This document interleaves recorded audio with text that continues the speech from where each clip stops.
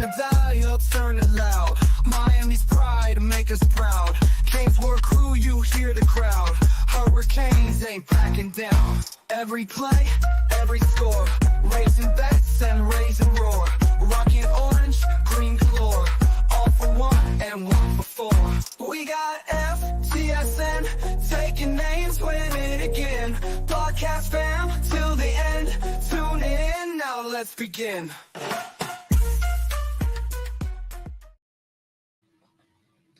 Yo, what is going on, Canes fans? This is another CanesWear Daily Podcast. I am your host, Brad Tejeda. This is the CanesWear Daily Podcast, only on FTSN. Make sure y'all hit that like and subscribe button. I got my main man, E-Money. Y'all can follow him at Jerk Go Boom TV on X, Twitter, whatever you want to call it nowadays. But E, man, as you know, the Miami Hurricanes get yet again another dub against our former old head coach, not the real Cuban, the fake Cuban, Manny Diaz, 53-31, Miami over the Duke Blue Devils. This Duke Blue Devil team's got to get ready for basketball season now. Football season's all wrapped up now that Miami go ahead and put that tie and bow on it.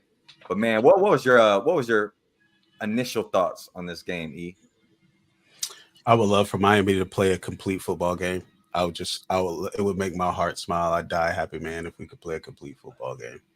You know, the third, fourth quarter defense, if it was there the first and the second quarter, we beat people like 50-10, you know, but you can't always get what you want. Beggars can't be choosers. You know, I already knew the result of the game when we were down going into halftime, and you know, I already knew what the result of the game was going to be. I was never sweating it. But if I'm being honest about it, watching the defense play the first half makes my ass itch. No, man, I could agree more with you, right? Like, I mean, it seems like that's been the consensus all year, right? Is like your first half on defense, you already expect the second half to be a complete turnaround, right? And yet again, Lance Guidry buckles down, and these players on the defense side of the ball buckle down on that second half and do what needs to be done. I mean, right off the bat, if I'm not mistaken, on defense, what Miami did those last, 7 possessions for Duke?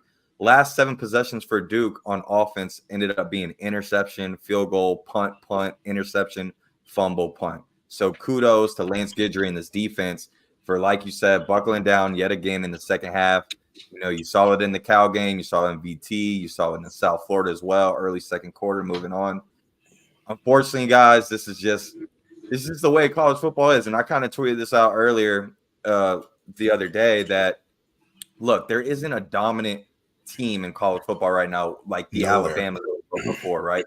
There isn't that dominant defense out there where it's like, all right, when you play this team, you're getting 10 or less points. Like, that defense is not the end-all be-all anymore in this day and age of college football. It's starting to shape up to be, you got to be able to score points. And there's not a team in the country right now that scores more points than our Miami Hurricanes, and there's not a quarterback better in the country than our guy Cam Ward. And I mean, shout out to Cam and Patrice and Calvin. You know, you saw some of the pictures and some of the fans as well, man. I got to bring my kids, their second game this year, to the game, man. We did a 10-hour car ride turnaround, man. 5 hours there, 5 hours back after the game. Woke up at 4 a.m, got the kids in the car, went and tailgated for a couple hours. The Hurricanes media department showed us some love on both media platforms and got us involved. So, man, shout out and kudos to them. And, man, my kids absolutely loved it. We got to see all the players after the game, X, Ruben Bain, my boy Marley Cook, and, of course, our guy Cam Ward, man. We got to chop it up with him and Patrice. And I can't say all the conversation that me and Patrice had on the air. Man, I got to say that family is one of a kind. And, you know, people talk about, like, where does Cam get, like, this winner mentality, or, like, where I'm just better than the rest? And, like, there's nobody that is going to be better than me on this field. Definitely gets it from mama, man. Patrice, I messed with her after the game. I'm like, hey, let's keep this between me and you. Who's got the best jump shot in the family household? Who's winning one-on-one? I bet she said it was her. Bro, she didn't even have to say it, bro. She gave me, like, the Kobe Bryant, like, gift. Like, what? Like, you really asking me this question right now? Like, you should already know better. Like, it was hilarious, man. And Calvin chimed in as well, man. So, it was awesome to see, their family along with, the Borgalis, Xavier Strepo's family as well, man. Just being able to chop it up and hanging out with all the players and fans, man. It's always a good time. For sure. Pretty so dope. Let's dive into the game, right? 53-31. Before we dive into the actual stats and offense and defense, college football landscape, right? Every week, we hear these Florida Gator fans in our backyard because me and you both live up here in Gainesville, and every week it's always the same thing when you go to bars, when you go to restaurants, when we're rocking our Cane gear. It's like, oh, you never played anybody. They talk like they're not 4-4. Yeah, like you don't play anybody. Cam Ward's the only good player, and you guys barely win. Well, guess what? Yet again, this is another weekend of, if you don't know college football, the hardest thing to do every week is win. Go 1-0. This week, number 3 Penn State goes down. Texas goes down. Texas A&M goes down. Iowa State goes down. Clemson goes down. Kansas State, Pitt, Illinois. That's like 6 or 7 teams in the top 25 this past weekend that all lost. And guess what? You know who didn't lose? Miami. You know who didn't lose? Oregon. 2 of the top 4 teams currently in the nation, number 1 Oregon and number 4 Miami. There's only one head coach in the country that has contribution and helped build both of these programs. You know who that guy is? Mario Cristobal. Loving it. What's your thoughts? Won a conference title up in Oregon too. Nobody talks about that. Absolutely. Beat Ohio State on the road. Nobody talks about that. And you talk about some of these road victories and stuff, right? Like, before we dive into the game and talk about this college football landscape, we just saw this past weekend, right? Georgia was in a dogfight for, no pun intended, but Georgia was in a dogfight for 3 quarters with Florida without a DJ Lagway halfway in the game. A depleted Florida team. It wasn't Lagway. A depleted Florida team. The corners, they had Carmani McClain out there playing. He's like 4th string or something like that, right? I know he was straight penny. Straight penny. Man, Cormani was getting baked out there. He was getting dusted out there. And and Florida was in a dogfight with and without DJ Lagway in that game. And I think if DJ Lagway stays healthy throughout that game, it's a way different football game. I wanted Florida to win that game for Miami purposes. We needed that strength of schedule win. We needed Georgia to drop. We needed that. We needed them to win that game. And that was more for like our rival fans of Florida and other SEC or just, other top tier college fan calibers. Just giving that knock on Miami. That would have just helped in that area, right? But then there are some other teams that were either in close games or lost this past weekend in our own division that really just helps Miami even more, right? I mean, right off the bat, Clemson getting dog walked to Louisville. We knew this was going to happen. We knew that it was going to happen. They haven't played a team with a pulse since Georgia. Yeah, like we knew that was going to happen. And then I watched a lot of their games. I'm like, bro, they're not good. They're not. I watched them play Wake Forest. They're not good. If Wake Forest was a halfway decent team, they'd have blew Clemson out. And I love the way that our team responds on the road too. Like, obviously, we've been able to protect our home this year as well as on the road. But like you talk about some of these other games that we're talking about, and these top tier caliber teams that were ahead of Miami until this past weekend, like a Georgia or a Clemson. We don't get graded on the same scale as them. We get graded on a curve. Never. If you've noticed that. And right? Louisville beat Clemson at Clemson, supposed to be a hostile environment, right? Well, guess what? Miami turned around and beat Louisville at Louisville during their homecoming. Hung 50. Florida at Florida. Hung 50. Hung 41. And then you talk about this Duke game this past weekend. SMU beat Duke 28-27 in overtime. And this is a SMU team that looks to be possibly the other team that might face Miami, hopefully, in the ACC championship. But Miami beats Duke 53-31. SMU barely survives Duke 28-27. And like we mentioned before, Miami if Duke kicks a field goal, they come in there ranked. Yep. For sure. Now, hard to get the wins, man. Speaking of kicking field goals, we didn't kick too many field goals this past weekend, and that's just a shout out to Shannon Dawson, Cam Ward, and this offense. I mean, going into this football game, Duke's defense was really good as far as Where do you rank this making Miami offense all time? all time. It's got to be top 2, and it might not be number 2. I think it might be the best offense we've ever seen. And like, I not only mean, ranking, numbers wise, it's the best offense we've ever seen. Numbers wise, and I mean, I think Cam Ward might be the best quarterback Miami's ever seen. I mean, I've been saying it from the jump, but I think fans are starting to realize that, and now I saw media. a statistic, right? I Mm-hmm. saw a statistic that he's like 9th all time in Miami Hurricane passing touchdowns ever in the history of the program in 9 games. He's only played I'm 9 like, games. does that mean we've really been that bad at quarterback, or is he that good? Like, I don't.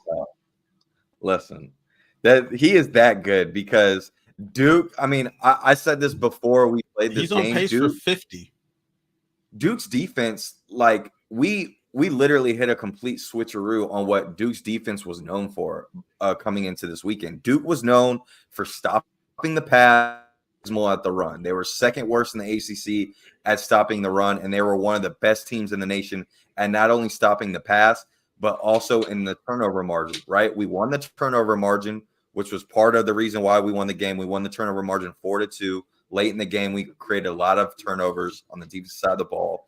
And then on top of that, you know, that passing defense for Duke was averaging 166 yards on opposing offenses, right? That's really freaking good for a passing defense. Well, our guy Cam Ward dropped 405 touchdowns against that. And then you talk about the abysmal rushing defense for Duke.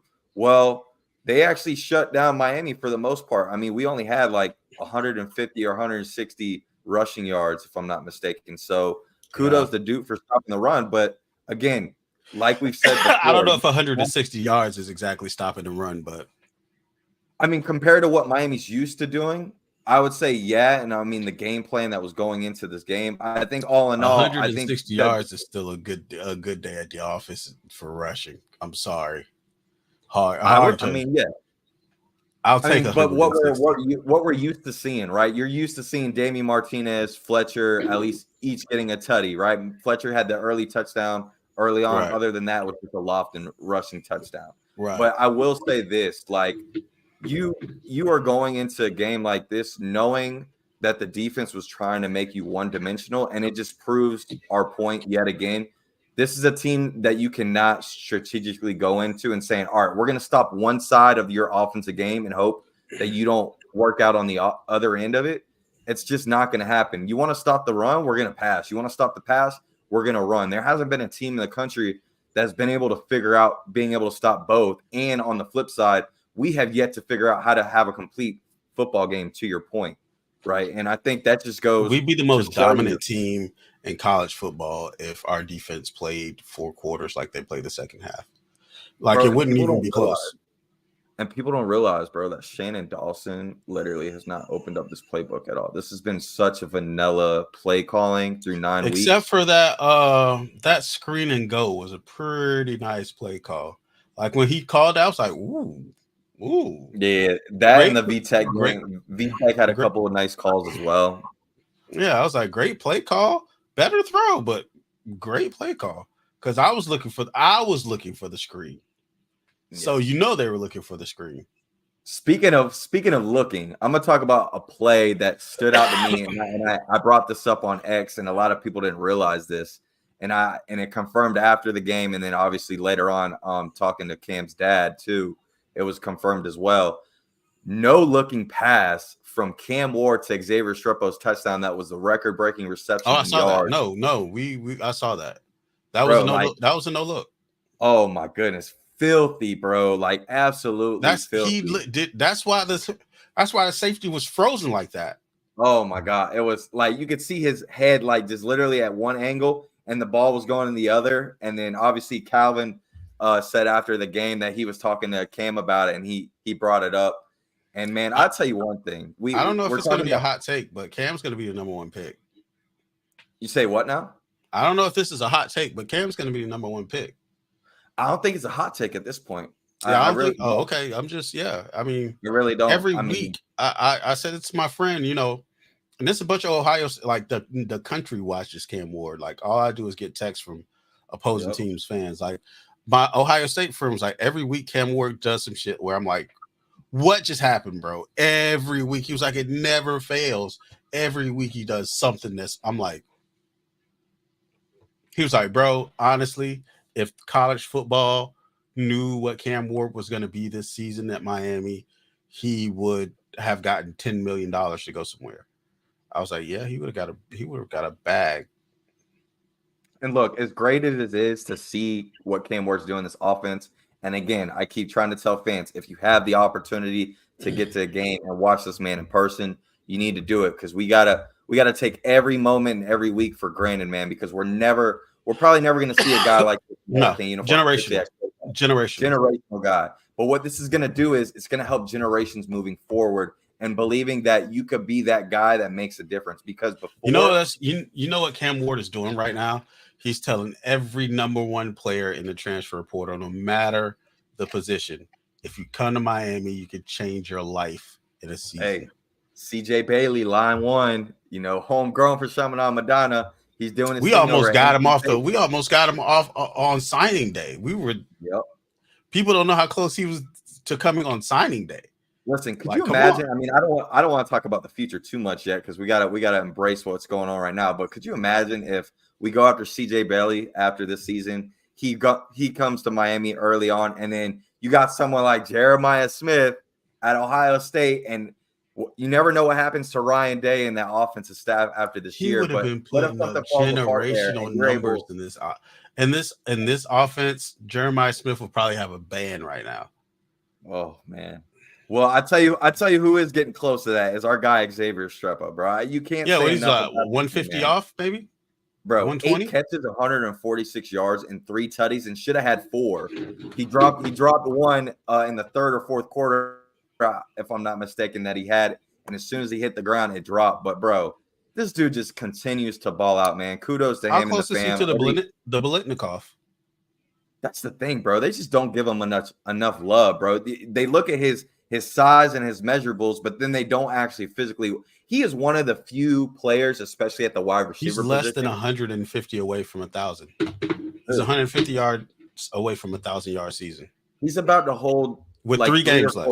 He's about to hold 3 or 4 records in Miami history at wide receiver. And like talking to guys like Lamar Thomas, Michael Irvin, Reggie Wayne, like Santana, who I got to talk to last week, bro, they give this dude so much credit and respect. Like this isn't a Mike Hartley situation where most of your yards are coming off of screens or just like one and done plays. This is a dude in X where people try to knock X that want to throw shade and hate on him. Like, oh, he's been at Miami for 5 years. He should be up there. Well, guess what?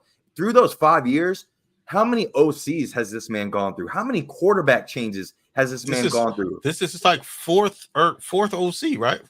Dude, this man hasn't had the same OC in 2 years in a row since he's been here. He's part human, part camouflage, bro, because he just blends in with everything. It doesn't offense what quarterback you throw in front of him, he's gonna blend in because he just knows the game of football, man. I keep telling everybody he made TVD. It wasn't he made TVD. He did. He made really TVD. Did. Like he did. It wasn't that TVD was this great quarterback. X made him. He made TV. It's a reason TVD was looking that way every time. 1, he was wide open, but 2, come on, bro. Come on. I mean, bro, he not only made TV, man, he's been making himself an incredible career here at Miami.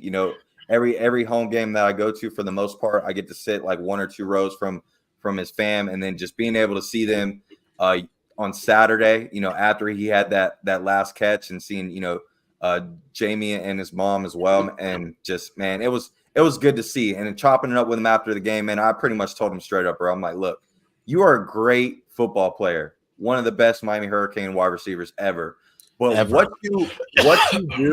you do for these kids in the community, and knowing how involved you're going to be with South Florida 10, 20 years beyond of what you're doing right now, is the reason why people love you the most. And I think that is something that gets overlooked with Xavier Strepo. He breathes, loves the city, South Florida football. Like, it's not just the University of Miami, man. That's the city. He's like the same way Cam Kitchens was given back to the city, while being at Miami. X is the same way, man. What he's doing for his little brother, 7-on-7 teams, it doesn't matter what kid, what adult comes up to this man. He will always give time and respect to fans, and he treats everybody the same, man. And dude, I'm gonna tell you the most beast thing I saw on Saturday. It wasn't all these plays and what Cam Ward or X or OJ and Jadias Richards, which we'll get on the defense side. It's not what any of them did on the football field.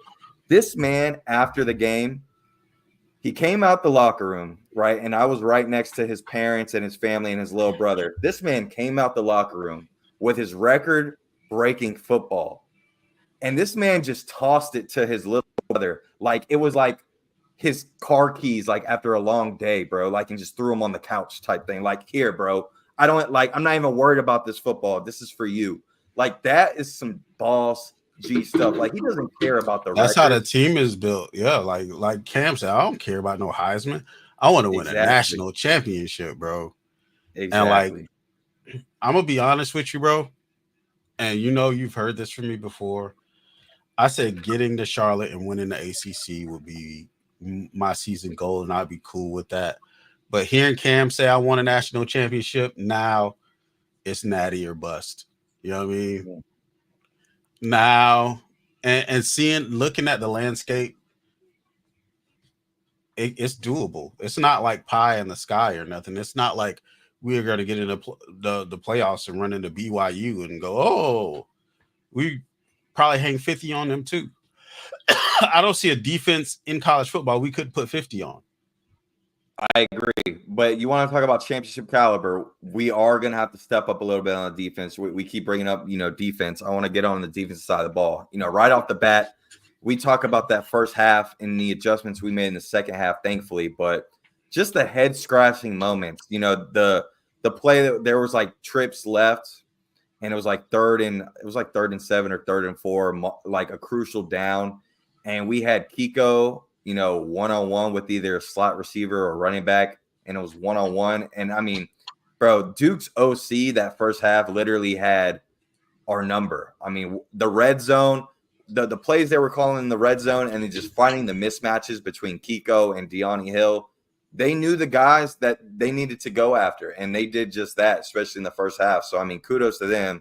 Between that moment and, just the stat overall of seeing Malik Murphy, he had 325 passing yards, which I think Matt Shadell of CanesWear brought this stat up that he hasn't thrown for over 300 yards all year. And Duke played Elon, Connecticut, Middle Tennessee, and a couple other bum teams. And he's never thrown for 300, but yet against Miami, he throws for 325. That's a little bit of head scratching, but at the same time, on the flip side, he did throw 3 interceptions. So we did cause some turnovers. Even though die by the sword. Yes. I will say this though. I want your take on this. Hot take or not. Our defensive line is actually the most underperformed group on this defense. Second half of the season, I'd say yes. Because first half, they did their thing. But I will give you, I don't know, you were at the game. Ruben Bain took over that game second half. He was unblockable by nobody. Like, nobody could block that kid the second half. It was, I mean, every time I looked up, he was in the backfield. Run, pass, whatever. Nobody could block that kid. Like, so if that's him hitting his stride, I'm not worried. If we the defense and I'm trying, because people are asking me like, hey man, what's up with Miami's defense? I'm like, we okay on the D line. We're okay linebackers run wise. I think we could do better on the back end. It got to be fixed on the back end. Don't ask me what, don't ask me why. I'm not a coach. I believe that, we should put the kid in. We should put the freshman in back there at safety. That's just my opinion. But listen, I mean, we might have to, right? I mean, unfortunately, Jadias Richards, transfer from Vanderbilt, second year in Miami, had a sustained big time injury. I believe it was an ankle or foot injury. He's probably going to be sidelined possibly the rest of the year, maybe going into bowl caliber. We'll see what happens. They haven't made anything public on that, but definitely was a significant injury. And he was just getting like very comfortable where he was starting to hit his strides, in my opinion. And This is a big time loss for Miami just I'm because. hearing Brown's about 2 games out though. Yeah, I mean, I would love for Brown to come back maybe this week coming up, but even if we could get Brown back before bowl eligible, that would at least help with, losing someone like Jadias, because at this point, to your point, Zaquan Patterson is going to have to get more reps, and you're probably going to have to move Mish Powell at times where Jadias was playing at slot or corner at times, because you're going to just need more reliable bodies. We are thin. And luckily, we haven't hit, bro, like compared to most teams, our injury bug hasn't really been that bad, knock on wood. It's just we were already thin to begin with at the secondary. This was already the big question mark going into the season, was the secondary. And thankfully, we haven't had injuries. But the downside is a lot of these guys that we are expected to contribute a lot more than what they're doing really aren't, right? I mean, I think besides Richards and OJ, which, I mean, dude, OJ is freshman All-American. Really just, dude, I mean, has to be the gem of this class. Got to be the gem of this class. I mean, when's the last time you've seen a freshman All-American at corner from Miami do what he's been doing? Been a while. I can't even, not in the recent memory. Was Tracy Howard a freshman All-American? I don't even know if he was a freshman All-American. He was probably close to it, but there wasn't too many guys of that caliber. But outside of that name, I can't even bring anybody to memory true freshman All-American. And it's not like OJ's got a lot of help to back him up behind him. It's not like you're shutting down one other side and all the balls are getting thrown at him, right? People are getting tested all over the defense. And unfortunately, I brought up the defensive line, right, of one of the most underperformed groups this year. And a lot of it has to do with, bro, you think about this group last year, right? We saw this group last year and we were like, we had too many injuries. We didn't have enough productivity bodies, right? We were just putting guys in that didn't have a lot of production, right? There was a lot of fluff. And yet through 9 games, we had 30 sacks up to this point. You know how many sacks we have right now up to this point compared to last year? We got 27. So we are actually sacks? We only have 27 sacks through 9 games this year compared to 30 last year. So we're down 3 sacks, but yet we brought in Tyler Barron, Simeon Barrow, Elijah Austin, Marley Cook, CJ Clark. That's 5 seniors right there that are all going to be gone after this season. So we were counting on a lot of these guys to really boost up the production. And the quarterback pressures is still there compared to last year. But yet again, 2 years in a row, we're just not getting home to the quarterback and completing those sacks. So we got to really pick that up the rest of the season if we really want to be a championship caliber team, especially if our defense is a weak point in our secondary. A lot of that has to go with getting home to the quarterback and creating sacks. Yeah, defensive line got to help that back end. And, I mean, linebackers, I mean, it was a shame that Popo couldn't play this past week, because we definitely missed them in opportunities. I mean, I think the linebackers in the secondary, man, have to get better. I mean, all three fronts, defensive line, linebackers, and secondary.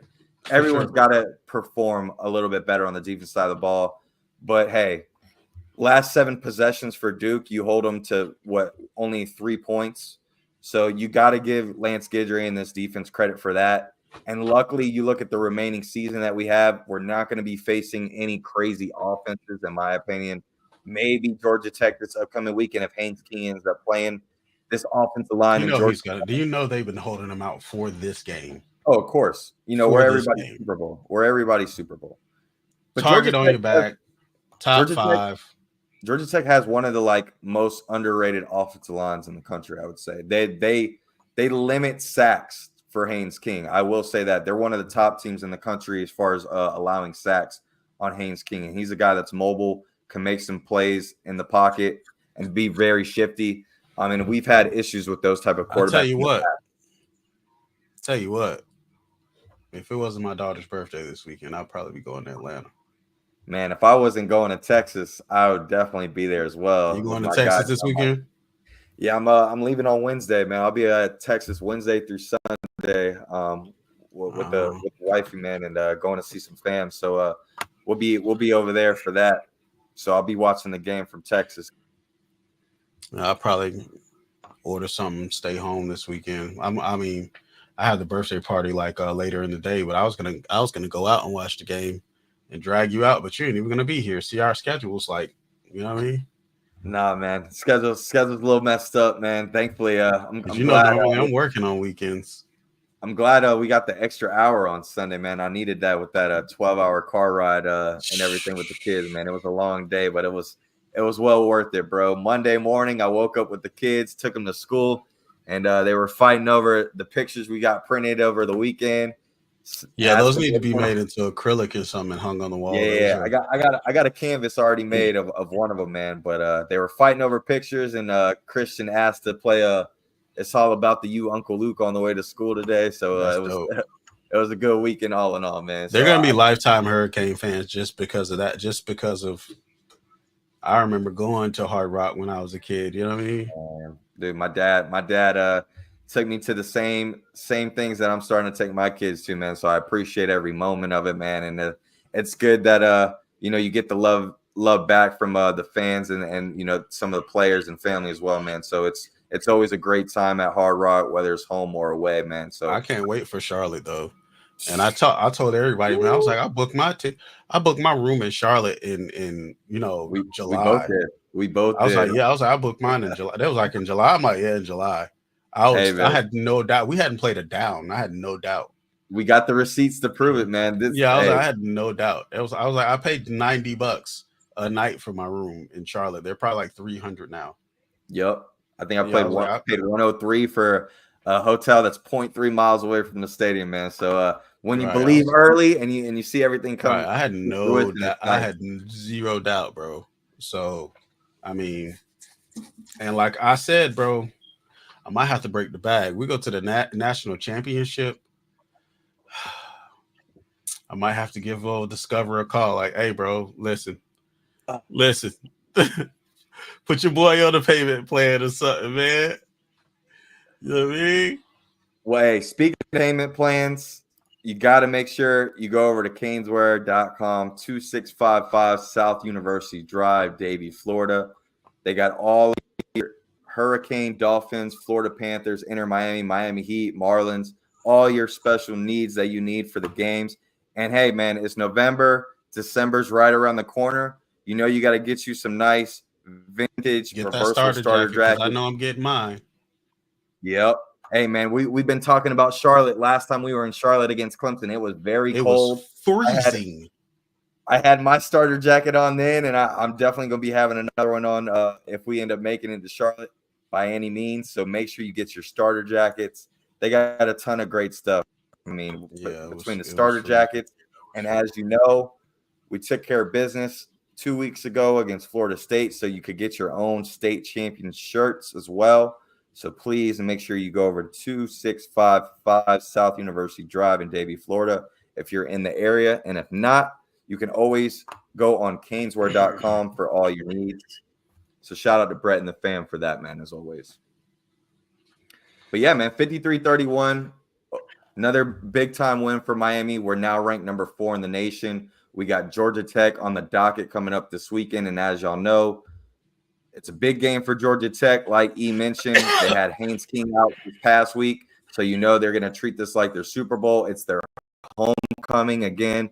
Another team that we're going to be going into territory where it's homecoming.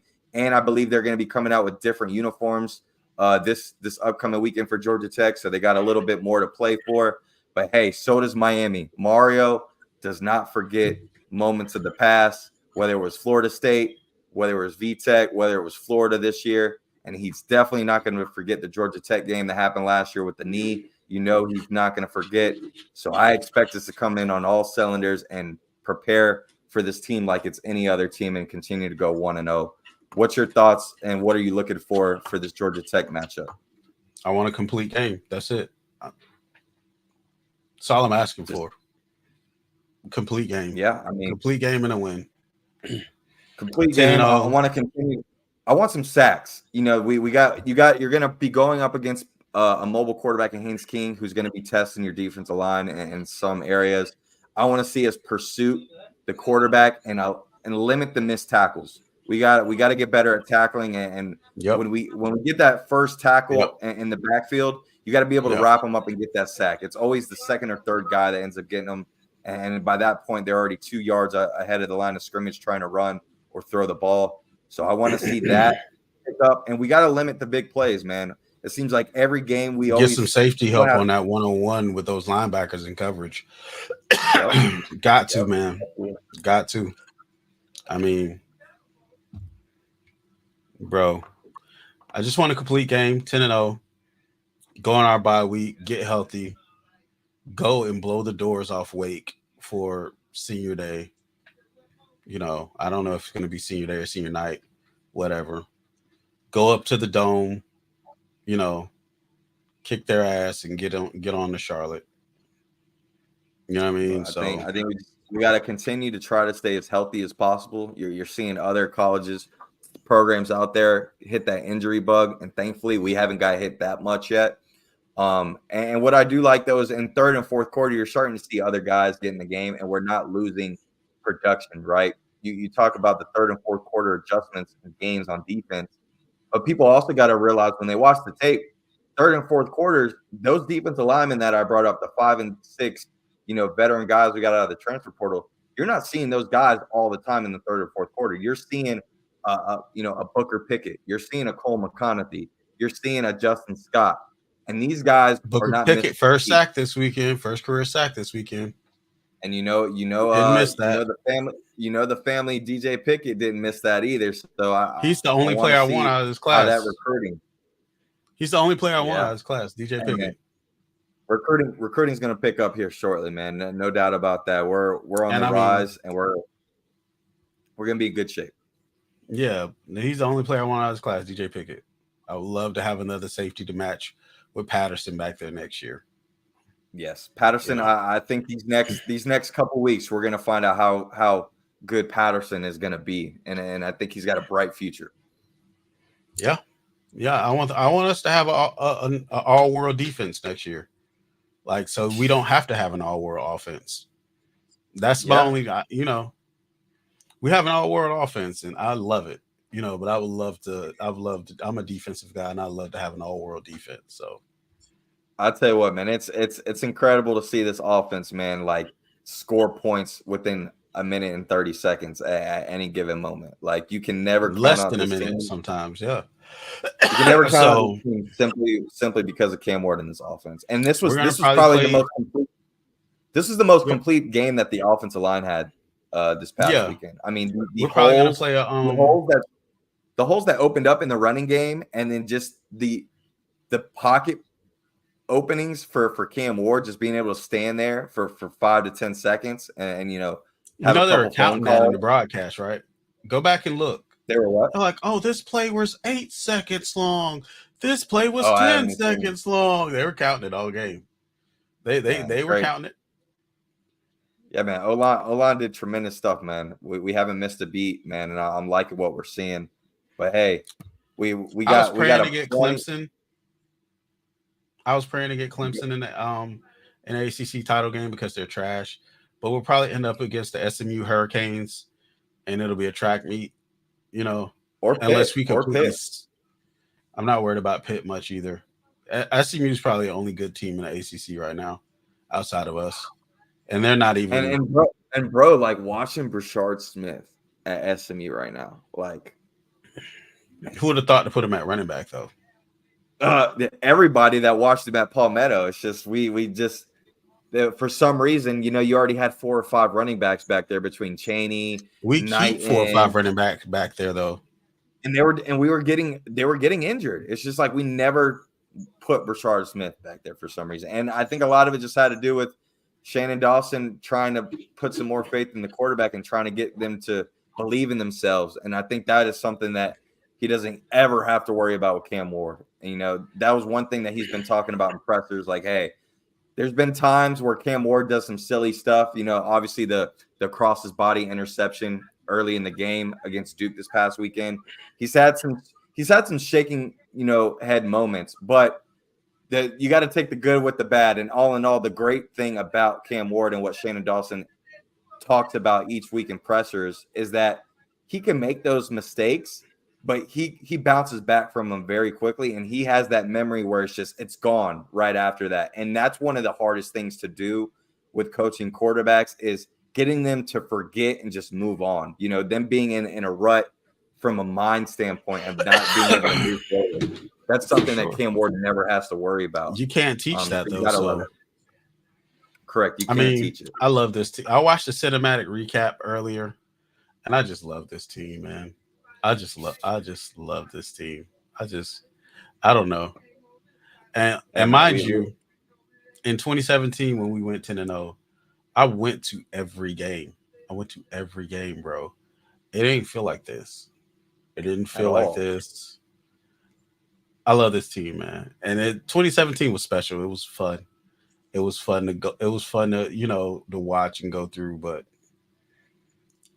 2017, we won games. This year, we dominate every game, regardless of how it looks to people on the outside. Dominant. I think, to close out the show, I think the great thing about this team so far is that they have gone through different type of adversity throughout the year to where when it hits us in the playoffs, it's not going to be anything new to us. And at the same time, there's a lot of things on the offensive side of the football alone that's going to be new to opposing defenses when the time comes. Because like I hinted before, there's a lot of plays that we have to run in this offense. We're holding a lot back, and yet we're still putting up 45 plus and having the number one offense in the country. But let me get you on record right now while we're on record. Let's get you on record while we're recording. We win the national championship. Me and you go get 2025 national championship tattoos together. I'm down. I already got the U tatted on me. I'm definitely about that. If we win the championship, bro, I'm getting another tat of some sort. Yeah, absolutely. Yeah, you think this is nothing? I'm tatted for real. Yeah, we could put that on. Yeah, we could put that on record. I'm good with that. I got no issues with that. No issues at all. Yeah. I'm gonna go broke on merch, national championship merch, and tattoos. We win that thing. Man. We already got something lined up on what was it, Thursday? We're not gonna tell the people because we got to keep it to ourselves. Because Thursday, we need as many chances as possible. But Thursday, we got to lock in on Thursday and get. I'm locked in. Get that merch. I'm locked in. Thursday, man. Speaking of locked in, man, make sure y'all continue to stay locked in on the CanesWear Daily Podcast, only on FTSN. Make sure y'all hit that like and subscribe button. We got a loaded week ahead of us. We got the CanesWear live fan podcast that we usually do every Tuesday night with me, Brett, Cliff, and Mondo. I believe John Michaels might be stopping in tomorrow night as well. And then throughout the week, we'll be talking to a Georgia Tech media guy as well to break down the Georgia Tech Miami matchup. And, of course, get some fan interaction throughout the weeks. So make sure you hit that like and subscribe button. And make sure you follow my boy E over at Jerk Go Boom TV on X. And E, man, any last thoughts or concerns before we get out of here? No concerns. Go Canes. Let's go get this national championship, baby. Nobody believes but us. Hey, national championship. I'm liking it. Let's start with ACC championship. Let's knock one off the list at a time because as Mario and this team has continued. How many games do we have to win after the ACC to win a natty? 2 or 3? We got another 8. I think we got another we got to play 16 or 17 games to win the national championship. So you got to we're literally halfway in the season. You got another 7 games left. So we got to go 16-0 or 17-0 or something like that. Yeah, bro. Because you can't lose any more games at this point. I know. But hey, man, I'm confident in the boys.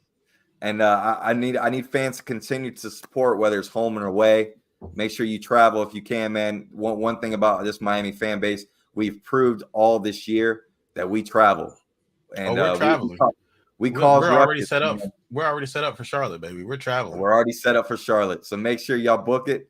And we'll be seeing y'all tomorrow night, 9:00 Eastern time, right back here on the same channel, CanesWear Daily Podcast, only on FTSN. Hit that like and subscribe button, and we're out.